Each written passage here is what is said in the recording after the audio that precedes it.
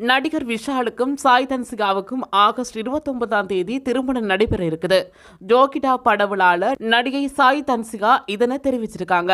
ஜோகிடா படவிழால விஷால் தன்னுடைய திருமண அறிவிப்பை வெளியிடுவார் என்று எதிர்பார்க்கப்பட்ட நிலையில விஷாலும் தானும் காதலித்து வருவதாகவும் பெற்றோர் சம்மதத்தோடு ஆகஸ்ட் 29 திருமணம் செய்ய இருக்கிறதாகவும் கூறியிருக்காங்க. நடிகர் சங்க தலைவரான விஷால் தென்னிந்திய நடிகர் சங்கத்தின் கட்டடத்தை கட்டி முடிச்ச பிறகே திருமணம் என அறிவிச்சிருந்தாரு. அவர் அறிவித்து 9 ஆண்டுகள் நிலையில நடிகர் சங்க கட்டடப் பணிகள் இறுதிக்கட்டத்தை எட்டியிருக்குது. ஆகஸ்ட் 15ஆம் தேதி நடிகர் சங்க கட்டடம் திறக்கப்பட இருக்குது. இதனால விஷாலோட திருமணம் குறித்த பல்வேறு வதந்திகள் இணையத்துல உலா வந்துட்டு இருக்கு. இந்த நிலையில ஜோகிடா படவிழால அந்த வதந்திகளுக்கு முற்றுப்புள்ளி வச்சிருக்கிறார் சாய் தன்சிகா. விழா மேடையில சாய் தன்சிகா என்ன பேசியிருக்காங்கன்னா, இந்த மேடை எங்கள் திருமண தேதியை அறிவிக்கும் மேடையா இருக்கும் என நான் நினைக்கல. நாங்கள் இருவரும் நண்பர்கள் என்பதையே வெளியே சொல்லிக் கொள்ளலாம் என பேசிக் கொண்டிருந்தோம். ஆனா காலையில் செய்தித்தாள்களில் எங்கள் திருமணம் குறித்த தகவல்களை படித்ததும் இனி மறைப்பதற்கு ஒன்றுமில்லை என தீர்மானம் செய்தோம். நாங்கள் இருவரும் ஆகஸ்ட் 29ஆம் தேதி திருமணம் செய்து கொள்ளலாம் என முடிவு செய்துள்ளோம் என நிகழ்ச்சியுடன் குறிப்பிட்டிருக்கிறார்.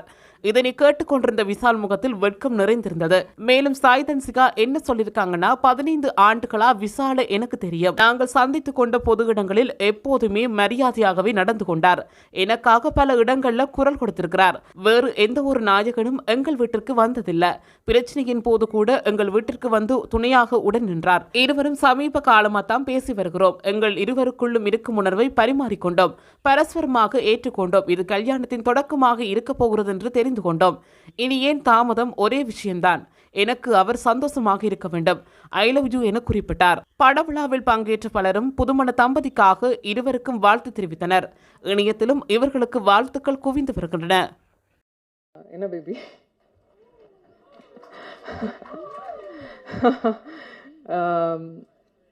இந்த மேடை வந்து எங்கள் அனௌன்ஸ்மெண்ட் மேடையாக சத்தியமாக நாங்கள் நினைக்கல.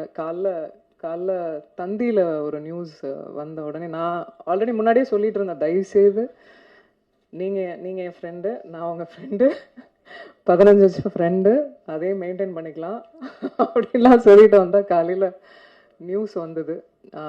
அதுக்கு மேலே நண்பர்களாக உறவினர்களாக அவங்க கூட இருந்து ட்ராவல் ஆகிருக்கோம், நானும் சரி விஷால் அவர்களும் சரி.